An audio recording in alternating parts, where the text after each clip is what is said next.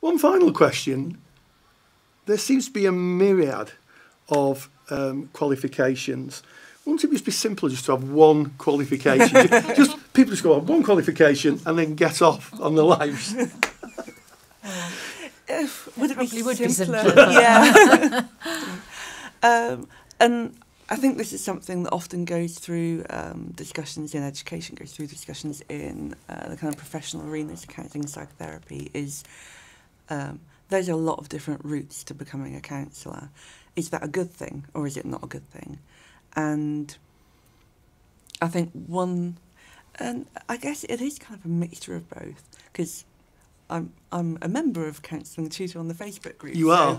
You are. I'm not snooping on CPCAB. I've been a member since I was a tutor. Yes. And the questions I see asked over and over again, to me, show that a lot of students, particularly when they're first coming to it, the plethora of qualifications is very confusing, and it's very hard for somebody new to this world to understand. Well, will this 10-hour online qualification that says it's a counselling qualification, will that be the same as this detailed classroom-based qualification at my local college that costs so much more? And some of them have got acronyms on. What do the acronyms mean? Why is that important to me? And it's very hard for them to understand. And I think we can only do our best to explain, from our point of view, as simply as we can, why we feel a vocational route is really valid. Why we believe our qualifications, which we insist are delivered in a classroom with full guided learning hours, are a really robust way of being trained as a counsellor. So they're experiential, aren't they? That's what we believe in, that learning to be a counsellor isn't about necessarily just writing a good essay. You have to actually be able to do the work. And so our criteria are set up across all levels in such a way that students have to demonstrate that they can do whatever it is. And that's a big part of what we believe in. So, and that's partly because we believe that, and partly because people come into counselling training perhaps not having had a particularly good background in education. Yes. And they can come in at the lower levels and work their way up without having particularly good GCSEs or A-levels and don't have to have a degree. They might not like doing lots of writing. That's not to say they don't do any writing, but it's a different way of working and learning, and that appeals to some people. It doesn't appeal to other people. Yes. They'd much prefer to have an academic course. And our courses are not academic in that sense, but they still learn a lot. They get a lot of knowledge, but they also get the doing. Yes, it's the craft-based, aren't they?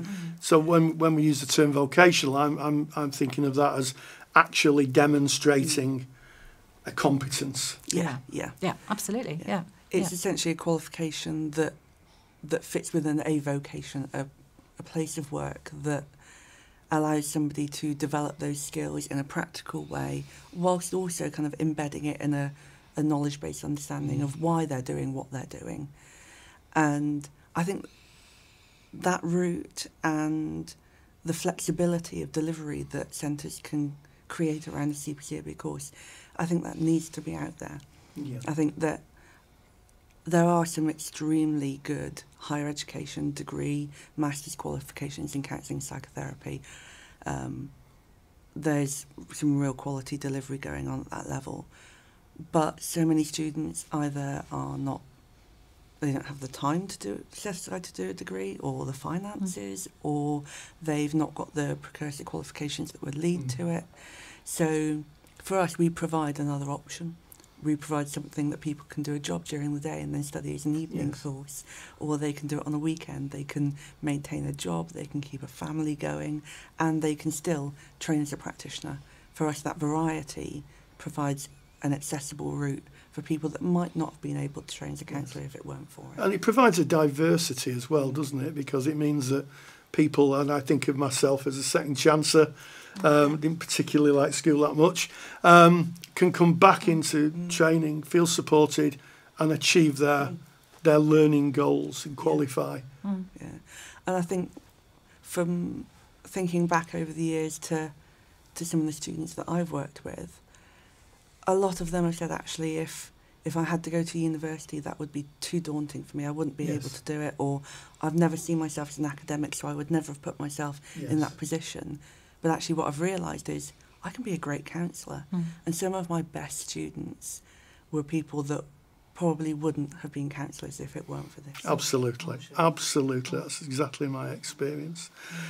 So, Kelly, Heathers, thank you so much for taking this time out for our audience to answer these questions. I know that they're going to be so pleased to hear this. And if you're watching this, I hope, and you've asked a question and one of your questions has been answered, I really hope that it's been useful for you. And as always, thank you for watching, and stay grounded and stay safe.